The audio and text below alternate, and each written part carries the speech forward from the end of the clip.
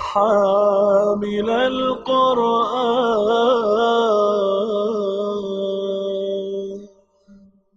اعوذ باللہ من الشیطان الرجیم.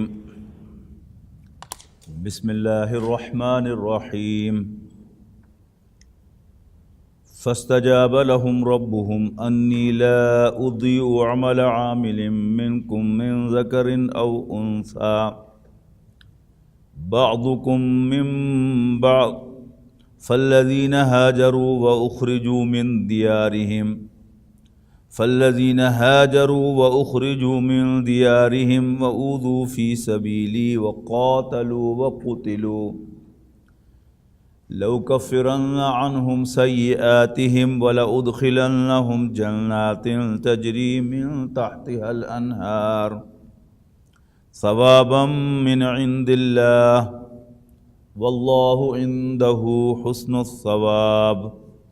قرآن مجید کی یہ آیات جیسا کہ میں آپ کو بتا چکا ہوں پچھلی نشست میں، جس رات نبی اکرم صلی اللہ علیہ وسلم پر نازل ہوئیں تو رسول اللہ صلی اللہ علیہ وسلم کی ایک عجیب امیزنگ کیفیت تھی کہ جس سے حضرت عائشہ رضی اللہ تعالیٰ عنہ نے بھی نوٹ کیا اور بیان کیا، اور حضرت بلال رضی اللہ تعالیٰ عنہ نے بھی دیکھتے ہی آپ سے دریافت کیا کہ یہ آپ کی کیفیت آج کیا ہے، کیوں ہے؟ تو آپ نے فرمایا کہ کیوں ایسی نہ ہو کہ مجھ پر یہ آیات آج رات نازل ہوئی ہیں. ان آیات میں جیسا کہ پڑھ چکے ہیں کہ ایمان کا ایک پروسیس بیان ہوا ہے، سنتھیسس آف ایمان. یعنی ہم تو وہ خوش نصیب ہیں کہ جنہیں اللہ تعالیٰ نے اپنے مسلمان بندوں اور بندیوں کے گھر میں پیدا کیا، اور ہم پیدائشی مسلمان ہو گئے. یہ اللہ تعالیٰ کا اتنا بڑا احسان ہے کہ ہم اس کو شکر ادا نہیں کر سکتے.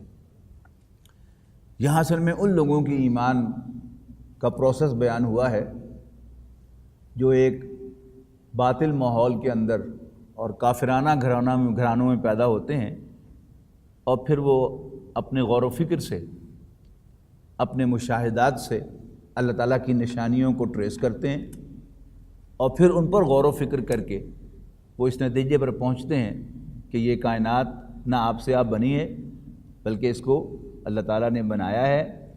اور اس میں جو دو قسم کے قوانین چل رہے ہیں، مادی قوانین جو بالکل اٹل ہیں، کبھی ان میں کوئی جمع تفریق نہیں ہوتی، 20 کا 20 اور 19 کا 19 ہی رہتا ہے.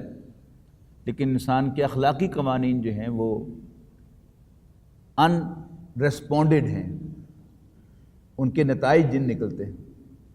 جو نیک لوگ ہوتے ہیں، اچھے اخلاق کا مظاہرہ کرنے والے لوگ ہوتے ہیں، سچ بولنے والے، دیانتداری سے معاملہ کرنے والے ہوتے ہیں، وہ اس دنیا میں نقصان سے دوچار ہوتے ہیں. حالانکہ ہر انسان کا دل یہی کہتا ہے کہ یہ صحیح طرز عمل ہے، یہ غلط طرز عمل ہے، اس طرز عمل سے اچھے نتائج نکلنے چاہیے اور اس طرز عمل سے برے نتائج نکلنے چاہیے. یہ بات انسان کو سوچنے پر مجبور کرتی ہے کہ سنس اللہ تعالیٰ جو ہے وہ ہر چیز پر قادر ہے. جس نے یہ کائنات پہلی بار بنائی ہے وہ دوبارہ بھی بنا سکتا ہے، جس نے انسانوں کو پہلی بار پیدا کیا ہے وہ دوبارہ بھی پیدا کر سکتا ہے. تو ہو نہ ہو کوئی اور زندگی آنے والی ہے کہ جس میں انسان کے تمام اعمال کا حساب اس سے لیا جائے گا، اور جن لوگوں نے نیکیاں اور بھلائیاں کی ہوں گی اللہ تعالیٰ انہیں بھرپور جزا دے گا.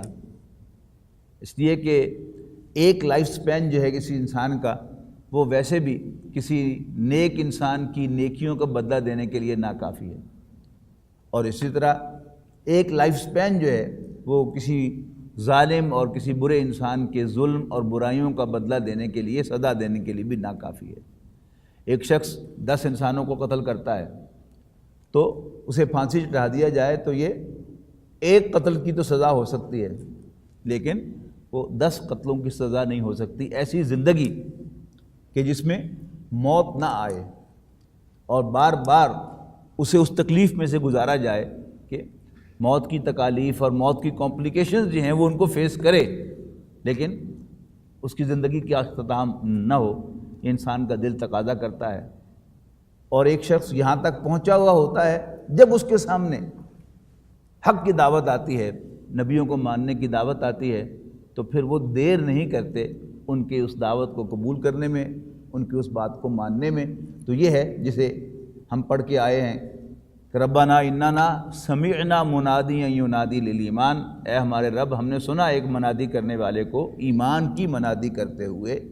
کیا منادی کر رہا تھا؟ انا آمنوا بربکم، کہ اپنے رب پر ایمان لے آؤ، فآمنا، تو ہم اس پر ایمان لے آئے، یعنی اس پر یعنی نبی پر ایمان لے آئے۔ اس کے بعد پھر جو ان کی اپنی دعائیں ہیں وہ کیا ہیں؟ ربنا فاغفر لنا ذنوبنا۔ حالانکہ وہ ایمان کے اتنے اونچے مرتبے پر ہوتے ہیں، اخلاق کے اتنے اعلیٰ معیار پر کاربند ہوتے ہیں کہ ان کی مثال دی جا سکتی ہے، قابل فخر کارنامے ہوتے ہیں ان کے، لیکن وہ اللہ تعالیٰ سے دعا مانگتے ہوئے اپنے کارناموں کا ذکر نہیں کرتے، اپنی خامیوں، کوتاہیوں اور برائیوں کا تذکرہ کرتے ہیں۔ ربنا فاغفر لنا ذنوبنا، تو اے ہمارے رب ہمارے گناہوں کو بخش دے، وکفر عنا سیئاتنا، اور ہم سے ہماری برائیوں کو دور کر دے، وتوفنا مع الابرار، اور ہم خود تو نیک نہیں ہیں، ہمیں تو بہت سی خامیاں اور کوتاہیاں ہیں، لہذا تو ہمیں نیکوں کے ساتھ موت دے دے، اور اے ہمارے رب جو وعدے تو نے اپنے نبیوں کے ذریعے سے ہم سے کیے ہیں، ہم سے فرمائے ہیں، تو ان وعدوں کو پورا کر دے، اور ہمیں قیامت کے دن رسوا نہ کر۔ اگرچہ ہمارے اندر کوتاہیاں ہیں، ہم اس وعدے کو پورا نہیں کر رہے جو ہم نے تجھ سے کیا ہے، پھر بھی تو ہمیں رسوا نہ کر قیامت کے دن۔ اب اللہ تعالیٰ کی طرف سے جواب آ رہا ہے ان آیات میں، اللہ تعالیٰ کی طرف سے کہ فَاسْتَجَابَ لَهُمْ رَبُّهُمْ، تو ان کے رب نے ان کی پکار سن لی، ان کی دعا قبول فرما لی۔ اب اللہ تعالیٰ ان کے کارناموں کا تذکرہ کرتا ہے، انہوں نے تو اپنی برائیوں اور خامیوں کا تذکرہ کیا تھا دعا کرتے ہوئے، اللہ تعالیٰ قبولیت کا اعلان کرتے ہوئے ان کا اعتراف کر رہا ہے، انہیں شاباش دے رہا ہے کہ فَاسْتَجَابَ لَهُمْ رَبُّهُمْ، تو ان کے رب نے ان کی دعا سن لی، انی لا اضیع عمل عامل منکم من ذکر او انثی، میں تو تم میں سے کسی کے کسی عمل کو بھی ضائع کرنے والا نہیں ہوں، تم میں سے کسی کے عمل کو بھی ضائع کرنے والا نہیں ہوں، من ذکر او انثی، خواہ مرد ہو یا عورت۔ دنیاوی اعتبار سے مرد اور عورت جو ہیں یہ ایک دوسرے پر ڈیپینڈنٹ ہوتے ہیں۔ ہم شخص اس دنیا میں آنے کے لیے اپنی ماں کے محتاج تھے، اور پھر ہماری اولاد جو ہے، بیٹے بھی بیٹیاں بھی، وہ ہمارے ذریعے سے وجود میں آئے۔ پھر جب ہم اکٹھے رہتے ہیں تو پھر ہم الگ نہیں ہو سکتے۔ ایک شخص جو ہے وہ ایک گھر میں رہتا ہے، تو اگر اس نے اس گھر میں رہنا ہے تو وہ اس گھر سے بالکل لا تعلق نہیں ہو سکتا، یعنی ایسا بھی ہو سکتا ہے جیسے حضرت آسیہ کی مثال ہے کہ وہ فرعون کی بیوی تھی لیکن اللہ تعالیٰ کی نیک بندی تھی، لہذا اللہ تعالیٰ نے جنت میں ان کے لیے گھر بنایا ہے۔ اور دوسری طرف حضرت نوح علیہ السلام کی بیوی اور حضرت لوط علیہ السلام کی بیوی، یہ کیا تھی؟ اللہ کے نبیوں کے گھر میں تھیں، لیکن وہ صاحب ایمان نہیں تھی، ان کے ساتھ وفادار نہیں تھی، ان کے راز لیک کرتی تھی، لہذا ان کا ٹھکانہ جو ہے وہ جہنم ہے۔ کیوں؟ اس لیے کہ دنیا میں ایک دوسرے پر ڈیپینڈنٹ ہونے کے باوجود اخروی اعتبار سے ہم میں سے ہر شخص جو ہے وہ انڈیپینڈنٹ ہے۔ اس نے گیون سرکمسٹانسز میں اور اللہ تعالیٰ نے جو بھی حالات انہیں دیے تھے ان میں if he or she performs well he or she will be rewarded، لیکن اگر اس نے کسی اچھے گھرانے میں رہ کر بھی، نیک گھرانے میں رہ کر بھی مس بیہیو کیا ہے، ٹھیک پرفارم نہیں کیا، برا طرز عمل اختیار کیا ہے، تو اسے انڈیویجولی اس کا حساب دینا ہوگا۔ حضرت نوح اور حضرت لوط علیہ السلام کی بیویوں کا تذکرہ کرتے ہوئے سورہ تحریم میں فرمایا گیا کہ وہ دونوں یعنی حضرت نوح بھی حضرت لوط بھی اپنے بیویوں سے کہ کسی کام نہ آ سکے، فلم یغنیا عنہما من اللہ شیئا وقیل ادخلوا النار مع الداخلین، اور کہا گیا، حکم دیا گیا اللہ تعالیٰ کی طرف سے کہ داخل ہو جاؤ آگ میں دوسرے داخل ہونے والوں کی طرح۔ یعنی جیسے ہماری جیلوں میں کلاسز ہوتی ہیں نا، بی کلاس بھی ہے اور پھر اے کلاس بھی ہے، جہاں جو بڑے بڑے سیاستدان جو ہیں وہ جیل میں رکھے جاتے ہیں، ان کو تو ہر قسم کی فیسلٹی وہاں پر حاصل ہوتی ہے۔ تو واضح کیا گیا کہ نبیوں کی بیویاں ہونے کے باوجود انہیں کوئی اسپیشل ٹریٹمنٹ نہیں ملے گا، عام داخل ہونے والوں کی طرح تم بھی جہنم میں داخل ہو جاؤ۔ تو میں تو کسی بھی عمل کرنے والے کے عمل کو ضائع نہیں کرتا، وہ مرد ہو یا عورت، بعضکم من بعض، تم ایک دوسرے میں سے ہو۔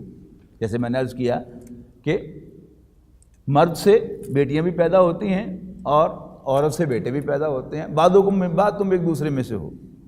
اب ان کے کارناموں کا ذکر ہے، فالذین ہاجروا واخرجوا من دیارہم، تو وہ لوگ کہ جنہوں نے ہجرت کی، ہجرت کے لفظی معنی چھوڑنے کے ہیں۔ ہجر یہ اردو شاعری میں عام استعمال ہوتا ہے، وصل ملاقات محبوب کے ساتھ، اور ہجر اس سے دوری، علیحدہ ہونا۔ تو فالذین ہاجروا، تو وہ لوگ جنہوں نے ہجرت اختیار کی، وَأُخْرِجُوا مِن دِيَارِهِمْ، اور اپنے گھروں سے نکال دیے گئے۔ یا تو آج کا آپ یوں مفہوم لے لیں، بہت سے مترجمین نے یہ مفہوم لیا ہے کہ انہوں نے ہجرت کی یعنی وہ اپنے گھروں سے نکال دیے گئے، اور دوسرا مفہوم یہ ہے کہ ہجرت کا بنیادی سینس کیا ہے؟ نبی اکرم صلی اللہ علیہ وسلم سے دریافت کیا گیا، ای الہجرت افضل یا رسول اللہ، اللہ کے رسول سب سے افضل ہجرت کون سی ہے؟ تو آپ نے فرمایا ان تہجر ما کرہ ربک، کہ تم ہر اس چیز کو چھوڑ دو جو تیرے رب کو پسند نہیں ہے، یعنی ہر اس کام سے، ہر اس بات سے علیحدہ ہو جانا جو تمہارے رب کو پسند نہیں ہے۔ یہ ہے ہجرت کی اصل بنیاد۔ اور پھر اس کی آخری حد کیا ہے؟ تمہیں اپنا گھر بار، اپنے اہل و عیال بھی چھوڑنے پڑ جائیں تو اللہ کے لیے چھوڑ دو۔ تو فالذین ہاجروا واخرجوا من دیارہم واوذوا فی سبیلی، اور انہیں میرے راستے میں ایذا دی گئی، وقاتلوا، اور انہوں نے جنگ کی، وقتلوا، اور اللہ کے راستے میں قتل بھی ہو گئے۔ لَأُكَفِّرَنَّ عَنْهُمْ سَيِّئَاتِهِمْ، ان کے ان کارناموں کا تذکرہ کرنے کے بعد فرمایا میں لازماً ان کی برائیوں کو ان سے دور کر کے رہوں گا۔ عربی زبان میں فعل مضارع کے آخر میں ایک شد والی نون آئے اور مضارع کے شروع میں لام آئے تاکید کے لیے، تو یہ تین اسلوب ہو جاتے ہیں تاکید کے۔ تو میں لازماً ان کی برائیوں کو ان سے دور کر کے رہوں گا۔ وَلَأُدْخِلَنَّهُمْ، اور میں لازماً انہیں داخل کر کے رہوں گا، کہاں؟ جنات، ایسے باغات میں، تجری من تحتها الانہار، کہ جن کے نیچے نہریں بہتی ہوں گی۔ یہ قرآن مجید میں کئی دفعہ جنت کے اوصاف میں سے ایک وصف ذکر کیا گیا ہے کہ جس کے نیچے نہریں بہتی ہوں گی۔ تو عام طور پر جو ہمارے ہاں اچھے گھر کا تصور ہے، اس میں ایک تو یہ ہے کہ وہ اٹیچ نہ ہو، ڈیٹیچ گھر ہو، اور اس میں لانز ہوں آگے پیچھے دائیں بائیں، اور پھر اگر وہ کہیں ریور سائڈ پر ہو، سی سائڈ پر ہو، لیک سائڈ پر ہو تو اس کی قیمت بڑھ جاتی ہے اور اس میں انسان کو رہنے کا مزہ آتا ہے۔ اب یہ نہریں کس نوعیت کی ہوں گی؟ جو تفاصیل آئی ہیں کہ شہد کی بھی نہریں ہوں گی، دودھ کی بھی نہریں ہوں گی، اور شراب کی بھی نہریں ہوں گی۔ تو وہ کیا، وہ کورڈ نہریں ہوں گی، اوپن نہریں ہوں گی، یہ ہم تفصیل نہیں جان سکتے، لیکن بہرحال اللہ نے فرمایا، اللہ کے رسول نے فرمایا، تو وی گاٹ ٹو بلیو کہ ہاں ایسا ہی ہوگا۔ اور اللہ تعالیٰ اس پر قادر ہے کہ بالکل کھلی نہر کوئی چل رہی ہو لیکن اس میں کوئی امپیورٹی نہ ہو، اور یہ بھی ہو سکتا ہے کہ وہ نہریں پائپوں کی شکل میں چل رہی ہوں، یہ تو ایک امکان ہے نا۔ لیکن جنت کی نعمتوں کے بارے میں رسول اللہ صلی اللہ علیہ وسلم کا یہ ارشاد کافی ہے کہ لا اذن سمعت، نہ کسی کان نے پورے طور پر ان کی حقیقت کو سنا، ولا عین رأت، اور نہ کسی آنکھ نے ان نعمتوں کو دیکھا، ولا خطر علی قلب البشر، اور نہ کسی دل میں اس کا کوئی خیال ہی پیدا ہوا، کوئی نقشہ ہی بنا۔ یعنی ہم اس کو تصور نہیں کر سکتے، الفاظ کو مانیں گے ہم، اللہ نے فرمایا ہے ہاں ایسا ہی ہوگا، لیکن ایگزیکٹ شکل کیا ہوگی؟ We have no idea. تجری من تحت الانہار، جن کے نیچے نہریں بہتی ہوں گی، ثوابا من عند اللہ، اللہ کے پاس سے ریوارڈ اور بدلے کے طور پر۔ یہ ثواب کا لفظ اردو میں ہم استعمال کرتے ہیں، اس کام میں بڑا ثواب ہے، مطلب کیا ہے؟ اجر ہے، ریوارڈ ہے، ثواب من عند اللہ، اللہ تعالیٰ کی طرف سے بدلے کے طور پر۔ واللہ عندہ حسن المآب، اور اللہ تعالیٰ کے پاس بہترین ٹھکانہ ہے۔ یعنی رہنے کی جگہ کئی اینگل سے اچھی ہوتی ہے۔ ایک اینگل کیا ہوتا ہے کہ اگر جس سے آپ کو پیار ہے اس کا قرب آپ کو مل جائے تو وہ کٹیا بھی ہو تو آپ کو اچھی لگے گی۔ تو یہ دونوں پہلو اکٹھے کر دیے کہ ایک بندہ مومن کے لیے جو قرب ہے اللہ تعالیٰ کا وہ بذات خود ایک بہت بڑی نعمت ہوگی، تو اس کو بھی واضح کر دیا کہ واللہ عندہ حسن المآب، بے شک اللہ کے پاس، اور اللہ کے پاس بہترین بدلہ ہے۔ لا یغرنک تقلب الذین کفروا فی البلاد، اے پیغمبر صلی اللہ علیہ وسلم، کافروں کا شہروں میں چلنا پھرنا آزادی کے ساتھ، پراسپیرٹی کے ساتھ، یہ آپ کو دھوکہ نہ دے، ڈسیو نہ کرے۔ رسول اللہ صلی اللہ علیہ وسلم اور صحابہ کرام، یعنی ان کو ذرا اپنے تصور میں لائیے کہ جب اللہ کے باغی زمین میں آزادی سے گھوم پھر رہے تھے، کاروبار کر رہے تھے، مزے لوٹ رہے تھے، اور اللہ اور اس کے رسول کے ماننے والے تکالیف اور مصائب میں گھرے ہوئے تھے، تو وہ آئے گا نا خیال کہ رحمتیں تیری اغیار کے کاشانوں پر، برف گرتی ہے تو بیچارے مسلمانوں پر۔ اب اس کا جواب اللہ تعالیٰ کی طرف سے آ رہا ہے کہ نبی، کافروں کا شہروں میں آزادی سے چلنا پھرنا آپ کو دھوکہ نہ دے، متاع قلیل، یہ برتنے کا تھوڑا سا سامان ہے، یہ تھوڑا سا کمفرٹ ہے جو ہم انہیں دے رہے ہیں، ثم مأواہم جہنم، پھر ان کا ٹھکانہ جہنم ہے۔ اس مضمون کو کہیں فرمایا کہ ہم انہیں گھیر کے جہنم کی طرف لے کے جا رہے ہیں تاکہ وہ مگن ہو جائیں اور زیادہ سرکشی اور بدماشی کا مظاہرہ کریں، اور پھر ہم انہیں قیامت کے دن دبوچ لیں۔ متاع قلیل ثم مأواہم جہنم وبئس المہاد، اور وہ بہت برا ٹھکانہ ہے، بہت بری جگہ ہے۔ مہد کہتے ہیں گود کو، مہاد ٹھکانہ جہاں انسان ٹھہرتا ہے، جہاں انسان ریلیکس کرتا ہے، جہاں انسان رہتا ہے۔ لیکن الذین اتقوا ربہم،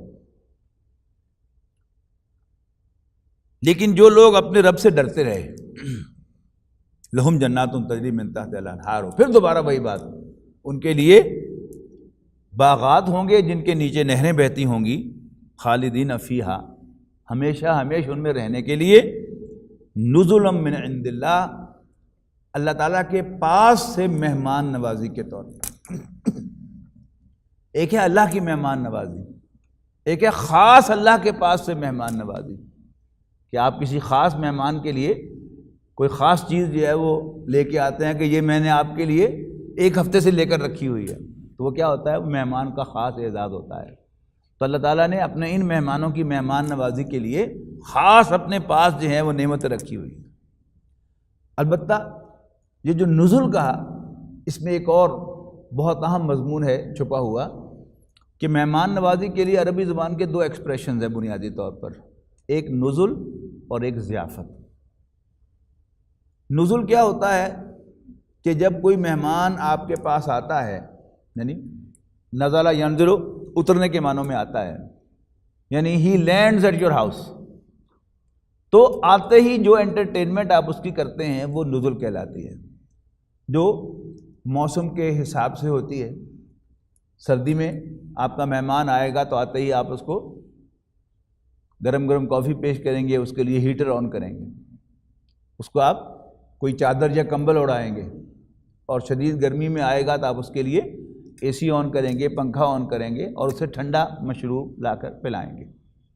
تو قرآن مجید میں، احادیث میں جن نعمتوں کا بالعموم تذکرہ ہے جو ہم ابھی پڑھ کے آئے ہیں اوپر کی آیات میں، ان کا تعلق نزول کے ساتھ ہے، اس لیے کہ ایک بندہ مومن جب اللہ تعالیٰ کی بندگی پر کاربند ہوتا ہے تو وہ دنیا کی نعمتوں کو اس طرح اویل نہیں کر سکتا جس طرح وہ کافر اویل کر رہے ہوتے ہیں۔ کھلا کھانا، کھلا پینا، کھلا گھومنا، ادھر ادھر جانا، کوئی پابندی نہیں۔ بندہ مومن جو ہے وہ اپنی نظر کی بھی حفاظت کرتا ہے، اپنی چال کی بھی حفاظت کرتا ہے، اپنی خوراک کی بھی حفاظت کرتا ہے کہ حرام جو ہے یہ میرے مال میں شامل نہ ہو، اور احتیاط کے ساتھ چلتا ہے، لہذا کھلا نہیں کھا سکتا۔ تو جب اللہ تعالیٰ کے مہمان بنیں گے ہم، اللہ تعالیٰ ہمیں جنت میں لے جائے ہماری تمام کوتاہیوں سے درگزر کرتے ہوئے، تو پھر سب سے پہلے اللہ تعالیٰ ہمیں وہ جو کمی ہے اس کو کمپنسیٹ کرے گا، کھانے کو کھلا ہوگا، اور اویل کرنے کو بڑے لیوش گھر ہوں گے ہر اعتبار سے۔ یعنی ایک ملازم آدمی جو ہے وہ اس کی کتنی بھی تنخواہ ہو جائے، بہرحال وہ کھلی عیاشی نہیں کر سکتا، بہرحال کچھ نہ کچھ پابندی جو ہے اس پر ہوگی، اپنی تنخواہ پر گزارا کرے گا اور کہیں ادھر ادھر سے ہیرا پھیری نہیں کرے گا، تو بہرحال اس کی ایک لمٹ ہوگی۔ جبکہ اس کے ساتھ اس سے نیچے کے رینک کے کام پر کام کرنے والا اگر وہ ہیرا پھیری کرتا ہے تو اس کی لائف جو ہے وہ زیادہ لیوش ہوگی، اس کے بچے جو ہیں وہ روٹس میں پڑھ رہے ہوں گے، اور ایک مینیجر لیول کا آدمی جو ہے جو بالکل حلال پر اکتفا کرتا ہے، اس کے بچے جو ہے وہ ایک ڈی پی ایس میں پڑھ رہے ہوں گے یا کسی اور اس لیول کے اسکول میں پڑھ رہے ہوں گے، لیکن اس کو ایک احساس ہوگا، ایک طرف خوشی ہوگی کہ میں اللہ تعالیٰ کے احکام کو نہیں توڑ رہا، سکون قلب ہوگا، اور دوسری طرف محسوس ہوگا کہ اس کی بیوی بھی اسے تانے دے گی، اس کے بچے جو ہیں وہ بھی کہیں گے کہ لو جی فلاں جو ہے بچے فلاں کر رہے ہیں اور ہمیں جو ہے یہ نہیں مل رہا، تو ایک ڈپریشن بھی وقتاً فوقتاً اس پر طاری ہوگا، وقتاً فوقتاً شیطان بھی اکسائے گا کہ تم بھی کر لو۔ لیکن اگر وہ استقامت کے ساتھ کرتا ہے تو ظاہر ہے اس کا گھر بھی اتنا لیوش نہیں ہوگا جتنا حرام خور کا ہے۔ اسی طرح کاروبار کے اندر آپ دو نمبری نہ کریں تو ایسا نہیں ہوتا کہ اللہ تعالیٰ کی طرف سے انعامات کی بارش ہونا شروع ہو جاتی ہے، برکت بڑھتی ہے، لیکن بہرحال اللہ تعالیٰ دکھاتا ہے آپ کو کہ آپ کی دکان میں گاہک آیا اور اس نے آپ کا وقت بھی ضائع کیا اور نکل کر جا کر ساتھ والی دکان سے مہنگی چیز بھی خریدے گا اور دو نمبر بھی خریدے گا۔ ظاہر بات ہے آپ نے جھوٹ نہیں بولا، گاہک کو کے ساتھ دو نمبری نہیں کی، تو آپ کی گاہکی کم ہوگی اور آپ فائنینشلی سفر کریں گے، تو اللہ تعالیٰ آپ کو قیامت کے دن کمپنسیٹ کرے گا اور وہ نعمت عطا ہے۔ لیکن سب کیا ہیں؟ یہ نزل ہیں، یہ ابتدائی مہمان نوازی ہے، لیکن اللہ تعالیٰ کی ضیافت وہ کیا ہے؟ وہ اس سے بڑی چیز ہے۔ وہ کیا ہے؟ اللہ تعالیٰ اپنے بندوں سے کہے گا کہ میں تم سے راضی ہوں۔ رب العالمین کا، مالک کا خوش ہو جانا، مالک تو بہت دور کی بات ہے، امپلائر بھی شاباش دیتا ہے تو انسان کو بڑی مسرت ہوتی ہے کہ جی میرا امپلائر مجھ سے راضی ہے، لیکن جب رب العالمین ہمارا مالک ہم سے راضی ہوگا تو ہمیں کتنی خوشی ہوگی۔ اس کے جواب میں پھر ہم بھی اس سے راضی ہو جائیں گے۔ رضی اللہ عنہم ورضوا عنہ میں یہ مفہوم ہے۔ پھر اس ضیافت کی بھی جو لذیذ ترین ڈش ہے وہ اللہ تعالیٰ کا دیدار ہے، وہ کتنی امیزنگ ہوگی، وہ تو ہمارے حاشیۂ خیال میں بھی نہیں آ سکتا کہ اللہ تعالیٰ کا دیدار کتنی مزے کی شے ہو۔ تو یہاں جو بات میں وعدے کرنا چاہ رہا تھا کہ یہ سب کچھ کیا ہے؟ نزل من عند اللہ، کہ اللہ کے پاس سے ابتدائی مہمان نوازی ہے۔ وما عند اللہ خیر للابرار، خیر للابرار، اور جو کچھ بھی اللہ کے پاس ہے وہ نیکوکاروں کے لیے بہت خوب ہے۔ وَإِنَّ مِنْ أَهْلِ الْكِتَابِ لَمَن يُؤْمِنُ بِاللَّهِ، اور اہل کتاب میں سے یقیناً کچھ ہیں جو اللہ پر ایمان رکھتے ہیں، وَمَا أُنزِلَ إِلَيْكُمْ، اور اس پر بھی ایمان لاتے ہیں جو تمہاری طرف ہے مسلمانوں نازل کیا گیا ہے، وَمَا أُنزِلَ إِلَيْهِمْ، اور اس پر بھی ایمان رکھتے ہیں جو ان کی طرف نازل کیا گیا تھا، یعنی تورات و انجیل، خاشعین للہ، اللہ تعالیٰ سے ڈرتے ہوئے، لا یشترون بآیات اللہ، وہ اللہ کی آیات کو ثمنا قلیلا، قلیل قیمت کے عوض نہیں بیچتے۔ یعنی اکثر جو یہود علماء تھے ان کا طرز عمل کیا تھا کہ وہ اللہ تعالیٰ کی آیات کو بیچ کر دنیا کماتے تھے، اور سب سے بڑی جو آیات تھیں وہ رسول اللہ صلی اللہ علیہ وسلم کے بارے میں اور مسلمانوں کے بارے میں تھی جو انہوں نے چھپائی تھی، جس کا غلط مفہوم جو ہے انہوں نے اپنے پیروکاروں کو بتایا تھا، وہ تو ہو گئے بڑے مجرم۔ لیکن وہ لوگ کہ جو تورات و انجیل کو بھی مانتے تھے اور اس کے مطابق عمل پیرا تھے، اور جب رسول اللہ صلی اللہ علیہ وسلم تشریف لائے اور ان کا رابطہ ہوا اس نور ہدایت کے ساتھ تو انہوں نے اس کو بھی مان لیا، تو ان کا کیا ہے؟ دوہرا اجر ہے۔ تو ان کا وہ پہلا تورات پر عمل کرنے کا اجر بھی اللہ کے ہاں محفوظ ہے، اور آیات کا غلط انٹرپریٹیشن لوگوں کے سامنے پیش نہ کرنے کا عمل بھی اللہ کے ہاں محفوظ ہے۔ لہذا ان کے بارے میں فرمایا اولئک لہم اجرہم عند ربہم، یہ وہ لوگ ہیں کہ جن کا اجر ان کے رب کے پاس محفوظ ہے، ان کو دوہرا اجر ملے گا۔ ان اللہ سریع الحساب، بے شک اللہ تعالیٰ جلد حساب چکانے والا ہے۔ اس کے بعد اختتام ہو رہا ہے، بڑی زوردار آیت آئی ہے، یا ایھا الذین آمنوا اصبروا وصابروا ورابطوا، اے ایمان والو ثابت قدم رہو اور استقامت اختیار کیے رکھو۔ یعنی صبر جو ہے اس کے دو بنیادی مفہوم ہیں، ایک ہے پیشنس، دوسرا ہے اسٹیڈ فاسٹنس۔ پیشنس کیا ہوتا ہے کہ کسی گزرے ہوئے واقعے پر انسان کا پازیٹیولی ریئیکٹ کرنا اور اس پر واویلا نہ کرنا۔ کسی کا بیٹا فوت ہو گیا، وہ تو ہو گیا، اب صبر کیا ہے کہ اسے اللہ تعالیٰ کا فیصلہ سمجھ کر قبول کر لیں۔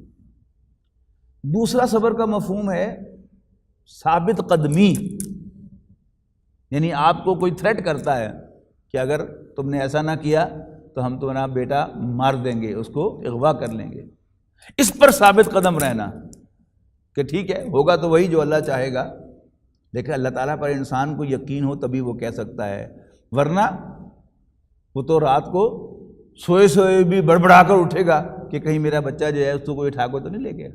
اللہ تعالیٰ پر یقین ہوگا کہ اللہ تعالیٰ کی اجازت کے بغیر کچھ نہیں ہو سکتا، اور دعا کرے گا اللہ تعالیٰ سے کہ تو میرے بال بچوں کی حفاظت کر، اور اپنا فرض یہ سمجھے گا کہ میری ذمہ داری اللہ تعالیٰ کی طرف سے یہ ہے کہ میں حق پر قائم رہوں اور کوئی اللہ تعالیٰ کی نافرمانی والا کام نہ کروں۔ تو یہ کیا ہو گیا؟ یہ تو صبر کے دو مفہوم ہو گئے۔ صابرو وہی مادہ باب مفعلہ میں چلا گیا، تو باب مفعلہ کے اندر بالعموم مفہوم ہوتا ہے مقابلے کا، مقابلہ خود کیا ہے؟ باب مفعلہ ہے، یعنی ایک دوسرے کے آمنے سامنے آنا۔ محاسبہ کیا ہے؟ ایک دوسرے کا حساب کرنا، ٹھیک ہے جی۔ اور قتل کے معنی قتل کرنا، ٹو مرڈر، ٹو کل۔ مقاتلہ کیا ہے؟ ٹو گو فار وار، یعنی آمنے سامنے ایک دوسرے کو قتل کرنے کے لیے مقابلے میں آنا۔ جہد کیا ہے؟ کوشش۔ مجاہدہ کیا ہے؟ ایک دوسرے کے خلاف جد و جہد کرنا، میں اس کو گرانے کی کوشش کر رہا ہوں، وہ مجھے گرانے کی کوشش کر رہا ہے، تو یہ کیا ہے؟ یہ مجاہدہ ہے۔ مجاہدہ مع النفس، یعنی اپنے نفس کے خلاف جہاد کرنا، ٹھیک ہے جی۔ اور دوسری حدیث میں جس کے نبی اکرم صلی اللہ علیہ وسلم نے افضل الجہاد قرار دیا ہے وہ کیا ہے؟ جابر حکمران کے سامنے حق بات کہنا، اس لیے کہ جابر حکمران کے پاس طاقت ہوتی ہے اور پھر اس کے ریٹیلیشن اور اس کے جواب کا بھی آپ کو فیس کرنا پڑتا ہے، تو وہ کیا ہے؟ وہ افضل جہاد ہے۔ شعر کہنا ایک ہے مشاعرہ، یعنی آمنے سامنے بیٹھ کر شعر کہنا۔ تو اسی طرح مسابرت کیا ہوئی؟ یعنی آپ کے مقابلے میں جو آپ کا دشمن ہے وہ بھی بڑی استقامت دکھا رہا ہے اور آپ بھی استقامت دکھائیں۔ یعنی اسی صورت میں ہم پڑھ کے آئے ہیں نا کہ مسلمانوں سے کہا گیا پھر کیا ہوا کہ تمہیں اگر احد میں شکست ہو گئی، تمہاری اپنی غلطی سے ہوئی ہے گرچہ، تو ایک ساتھ پہلے تم نے بھی تو ان کے 70 مارے تھے، اگر تمہارے 70 شہید ہو گئے ہیں تو کیا ہوا؟ یعنی مطلب کیا ہوتا ہے اس کا کہ تمہارا دشمن دیکھ لو پچھلے سال 70 مروا کر بھی اس نے سرنڈر نہیں کیا، ثابت قدم ہے کفر کے لیے، تو تم بھی ثابت قدم رہو۔ یا ایھا الذین آمنوا اصبروا وصابروا، اس کے بعد فرمایا ورابطوا۔ اس کے دو مفہوم ہیں، ایک تو تصوف میں آپ کو معلوم ہے کہ جو درجے ہیں یعنی سلوک کے، ان میں سب سے اونچا درجہ جو ہے وہ ربط قلب ہے، یعنی اللہ تعالیٰ کے ساتھ انسان کے دل کا رشتہ جو ہے وہ اتنا مضبوط ہو جائے کہ ہر وقت اللہ تعالیٰ اس کے دل میں حاضر ہو۔ استحضار اللہ فی القلب، یہ کیا ہے؟ یہ ربط قلب جو ہے یہ تصوف میں سب سے اونچی منزل ہے کہ کسی شخص کا دل جو ہے وہ اللہ تعالیٰ کے ساتھ رابطے میں آ جائے۔ تو وہ مفہوم بھی ہو سکتا ہے رابطو، اللہ تعالیٰ کے ساتھ جڑے رہو۔ اور دوسرا سورہ انفال میں ایک آیت آئی ہے جس میں حکم دیا گیا ہے مسلمانوں کو کہ وَأَعِدُّوا لَهُم مَّا اسْتَطَعْتُم وَمِن رِّبَاطِ الْخَيْلِ، کہ اعدوا لہم، ان کے لیے تیار رہو، یعنی کافروں سے لڑنے کے لیے تیار رہو، مستطاعتم، as much as you can, وَمِن رِّبَاطِ الْخَيْلِ، خیل کہتے ہیں گھوڑوں کو، رباط الخیل یعنی گھوڑوں کو بھی چوکوں سے تیار رکھو ہر وقت کہ کسی بھی وقت ضرورت پڑ جائے تو تمہارے پاس وہ ریڈی گھوڑے ہوں موجود کہ جس کے ذریعے سے تم کفار کی، دشمنوں کی یلغار کو روک سکو یا تم پیش قدمی کرتے ہوئے اللہ تعالیٰ کے دین کی سربلندی کے لیے کام کر سکو۔ تو یا ایھا الذین آمنوا اصبروا وصابروا ورابطوا، دونوں مفہوم ذہن میں رکھیے گا کہ جو کچھ آئے تم پر اس کو جھیلو، برداشت کرو، اور ثابت قدمی کے ساتھ دشمن کا مقابلہ کرتے رہو، اور اپنی جنگی تیاری بھی اپنی جگہ پر خوب رکھو، الرٹ رکھو اپنے تمام فورسز کو، گھوڑوں کو، توپوں کو، ہوائی جہازوں کو۔ اور یہی ہے اصل میں جو فوج کی نارمل ایکسرسائز کیا ہے کہ جنگ ہو یا امن ہو، فوجی جو ہے وہ ڈیلی بیسس پر اپنی ایکسرسائزز جب کرتا رہتا ہے۔ کیا مطلب ہوتا ہے اس کا؟ کہ ہر وقت وہ تیار ہے، دشمن کسی بھی وقت حملہ کر سکتا ہے، وہ کسی بھی وقت حملہ ہو، ان کی باقاعدہ وہ ٹرمینالوجیز ہیں ان کی کہ یہ کون سا الرٹ ہے، یعنی کسی الرٹ میں ان کو 10 منٹ کے اندر جو ہے وہ سب کچھ پہن کر اور تیار ہو کر حاضر ہونا ہوتا ہے، اور کسی میں 3 منٹ کے اندر انہیں حاضر ہونا ہوتا ہے۔ اسی طرح یہ تمام جو ایکٹیو ایئر بیسز ہیں وہاں پر آپ کو حالانکہ جنگ نہیں ہو رہی ہوتی لیکن ڈیلی بیسس پر جنگی طیارے جو ہیں وہ اڑتے ہیں اور وہ اپنی ایکسرسائز کر کے پھر واپس آتے ہیں۔ یہ کیا ہے؟ یہ مسلسل تیار رہنا ہے۔ تو یہ مفہوم بھی اس میں ہے اور اللہ تعالیٰ سے جڑے رہنے کا مفہوم بھی اس میں ہے۔ واتقوا اللہ، اور اللہ سے ڈرتے رہو، لعلکم تفلحون، تاکہ تم فلاح پاؤ۔ خوف خدا جو ہے یہ تو ایسا معلوم ہوتا ہے کہ ہمارے دین کا بالکل سینٹرل ایک تھیم ہے، اللہ سے ڈرتے رہنا، اللہ تعالیٰ سے ڈرتے رہنا۔ اور قرآن مجید میں بڑی ری ایشورنس ہے اس کی کہ اگر تم اللہ سے ڈرو گے تو اللہ تعالیٰ تمہارے معاملات کی ٹیک کیئر کرے گا۔ سورہ طلاق کے اندر حیرانی ہوتی ہے کہ ایک بالکل دنیاوی معاملہ ہے طلاق، لیکن وہاں یہ الفاظ اتنی مرتبہ آئے ہیں کہ گننا ممکن نہیں ہے۔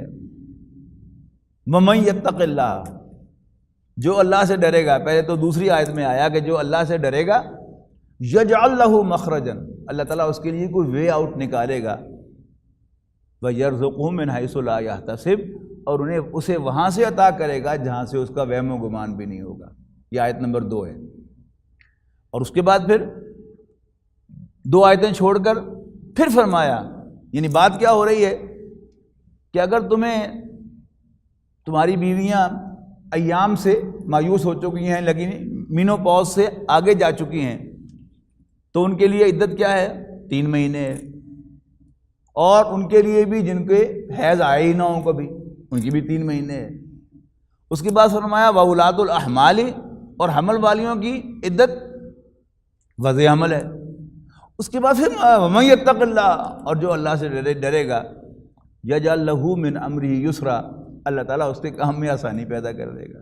اس سے اگلی آیت میں پھر ذَلِكَ أَمْرُ اللَّهِ أَنزَلَهُ إِلَيْكُمْ، یہ اللہ کا حکم ہے جو وہ تم پر نازل فرما رہا ہے۔ وَمَن يَتَّقِ اللَّهَ يُكَفِّرْ عَنْهُ سَيِّئَاتِهِ، اور جو اللہ سے ڈرے گا اللہ تعالیٰ اس کی برائیوں کو اس سے دور کرے گا، وَيُعْظِمْ لَهُ أَجْرًا، اور اسے بڑی عزت کے ساتھ اور عظمت کے ساتھ اجر عطا فرمائے گا۔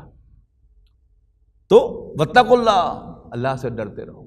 اور سچی بات یہ ہے کہ یہ وصف اگر انسان میں پیدا ہو جائے، میں نے پہلے بھی کئی بار عرض کیا ہے کہ اگر ہم اپنا تجزیہ کریں تو ہم ایک دوسرے سے ڈرتے ہیں۔ میں کھوڑیاں والے اگر آؤں گا یا یہاں سے گزر بھی رہا ہوں گا تو ذرا کانشیس ہو کے گزروں گا کہ آپ لوگ یہاں ہیں اور ایسی کوئی حرکت مجھ سے سرزد نہ ہو کہ آپ کہیں لو جی ہمیں درس دیتا پھرتا ہے اور خود یہ کرتا ہے، لیکن آپ تو ہر جگہ موجود نہیں ہیں۔ اگر اس کی بجائے میرے دل میں خوف خدا ہوگا، میں اللہ سے ڈروں گا، تو پھر میری شخصیت جو ہے وہ واقعتاً بلڈ اپ ہوگی صحیح بنیادوں پر، اس لیے کہ اللہ تعالیٰ تو ہر جگہ موجود ہے۔ وہ تو میرے دل میں جو خیالات آ رہے ہیں ان کو بھی جانتا ہے اور اس کا بھی اس نے حساب لینا ہے۔ تو خوف خدا جو ہے یہ بہت بڑی چیز ہے۔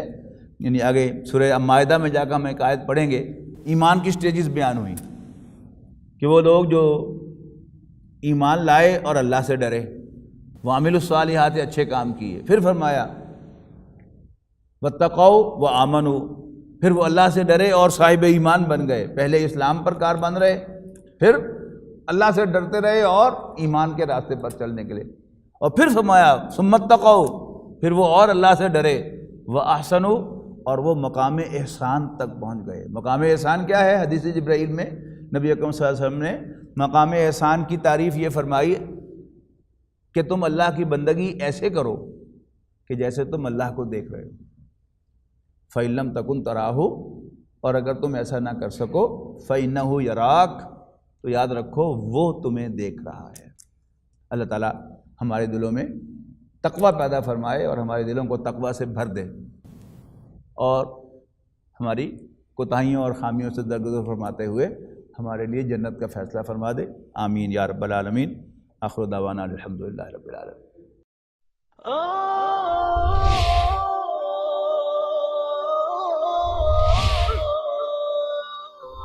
يا حامل القرآن